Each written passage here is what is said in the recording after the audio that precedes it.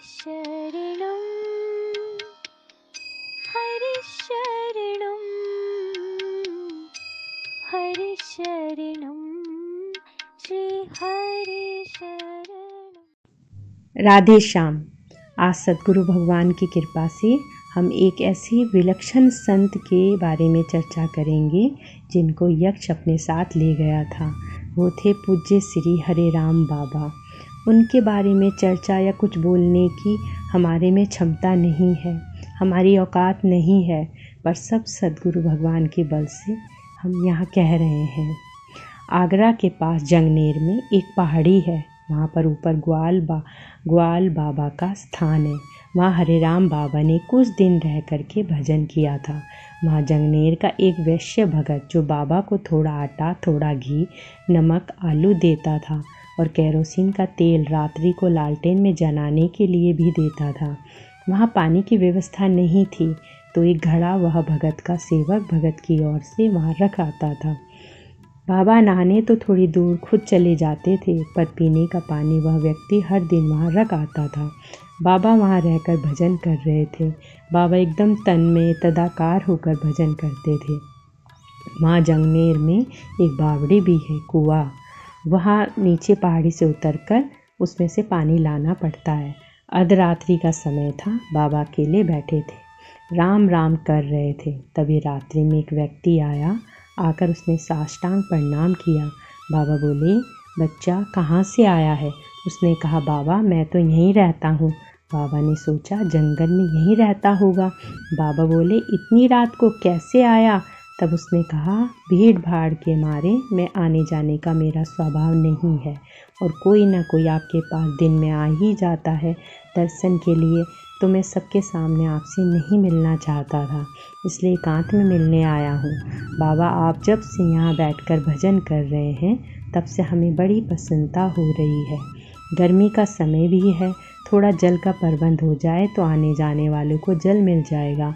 आप कुछ प्रसाद दे दें तो लोग बैठकर थोड़ी देर कीर्तन करेंगे तो बहुत अच्छा लगेगा। यह पहाड़ी में भी सब जंगल में मंगल हो जाएगा।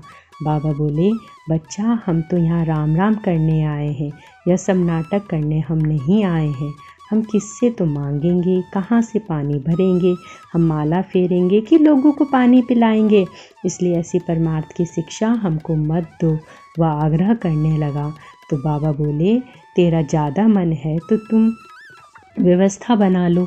तो उसने कहा, व्यवस्था तो मैं बना लूँगा, पर हलवा आपको ही बनाना पड़ेगा। तो बाबा ने कहा, ठीक है बच्चा।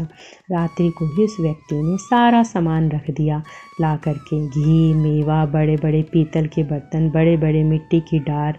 रात्रि में सारा पानी भर के तैयार कर दिया। सेवक भी थे उसके साथ, वे सब तैयारी करके चले गए। दूसरे दिन बाबा ने सुबह ही हलवा बनाया, सब सामान था ही। आने जाने वाले को बाबा ने कहा, भैया एक बाँटो, एक पानी पिलाओ। अब तो हल्ला मच गया कि बाबा के यहाँ हलवा बट रहा है, बढ़िया सुंदर शरबत मिल रहा है, भीड़ होने लग गई। बाबा बोले, भैया यहाँ खाली ऐसे मुफ्त में मत खाया करो, कीर्तन भी किया करो। सब श्री राम राम जय राम, श्री राम जय राम कीर्तन भी शुरू हो गया। वहाँ अखंड कीर्तन भी शुरू हो गया। अब चमत्कार होना था, चमत्कार हो गया। तो जो भगत था जंगनेर का, उसने बाबा के पास आकर बोला, बाबा एक बात पूछूं कि आप यह सब प्रबंध कहाँ से कर रहे हो? क्योंकि मैं तो पाव भर के हिसाब से ही तो आपको आटा देता हूँ, जैसे एक व्यक्ति आपके लिए एक पाव के हिसाब से ही थोड़ा सा घी देता हूँ, थोड़ा सा नमक, आलू देता हूँ। यह इतने लोगों का हलवा और इतना शरबत ठंडा कहाँ से बन रहा है? कौन यह सब प्रबंध कर रहा है? और सब दरी वगैरह इतना सारा सामान किसने ऊपर पहाड़ी पे पहुँचाया? बाबा ने बड़े सहज भाव से कहा कि तुम्हारे जंगनेर का ही कोई भगत है, वह रात्रि में आता है, रोज़ आता है रात्रि में। वह कहता है कि मैं किसी के सामने नहीं आ सकता, तो रात्रि में वह आता है और यह सब देखता है कि क्या चीज़ घट गई है, क्या चीज़ की कमी है, वह रख कर चला जाता है। भगत बोले, महाराज हमारे जंगनेर में तो ऐसा कोई धनी मानी आदमी नहीं है जो इतना प्रबंध करे। मुझे ही लोग गांव का सेठ कहते हैं। मैं तो जो कुछ करता हूँ सब आपको पता ही है। वह कौन व्यक्ति जंगनेर का है, मैं देखना चाहता हूँ। तो एक दिन वह भगत जो था छिपके बैठ गया। वहाँ वह व्यक्ति ठीक अर्धरात्रि के समय आया। आकर के बाबा को साष्टांग प्रणाम किया और थोड़े रूखे स्वर में बाबा से बोला, मैंने आपसे पहले ही कहा था ना कि मैं किसी के सामने मिल नहीं सकता, पर आपने इस व्यक्ति को बैठा लिया है, यह ठीक नहीं किया। बाबा बोले, अरे तुम भी जंगनेर के हो, यह भी जंगनेर का है, तो क्या परेशानी है। वह बोला, यह सब कुछ नहीं बाबा, मैं आपसे बात ज़रूर करूँगा, लेकिन इसको पहले यहाँ से हटाओ। अब भगत ने देखा यह बड़ा विशालकाय आदमी कौन है। वह देखकर डर गया। वह समझ गया कि यह आदमी तो है नहीं, मनुष्य नहीं है। वह कांपने लगा और भगत डर कर चिल्लाया। जैसे ही चिल्लाया तो उस व्यक्ति ने, यक्ष ने, यानी कि उसको पकड़कर पहाड़ी से ही इतनी लंबी भुजा बढ़ाकर हाथ करके नीचे भगत जी को उठाकर पहाड़ी के नीचे रख दिया, बिना ही पहाड़ी से उतरे।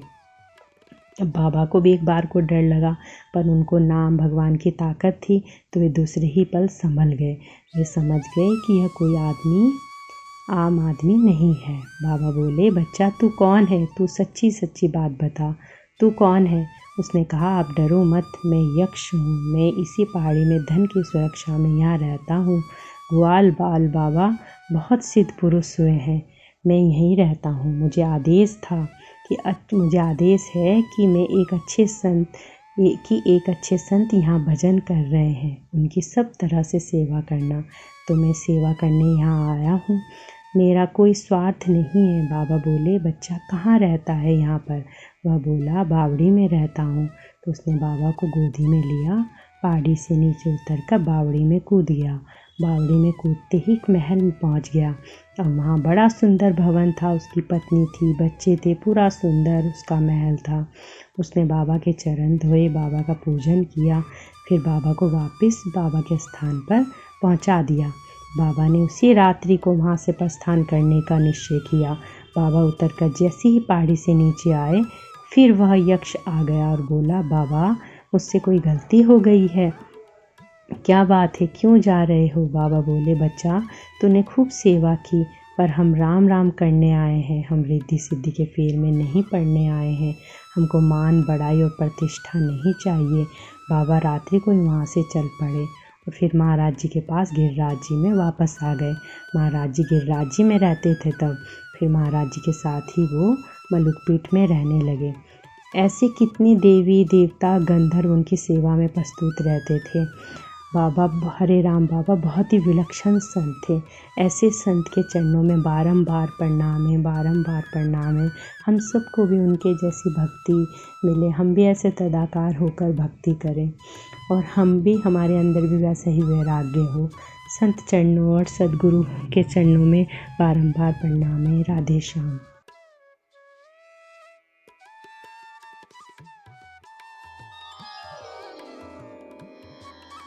हरि शरणं हरि शरणं हरि शरणं श्री हरि शरणं हरि शरणं हरि शरणं हरि शरणं श्री हरि शरणं हरि शरणं हरि शरणं हरि शरणं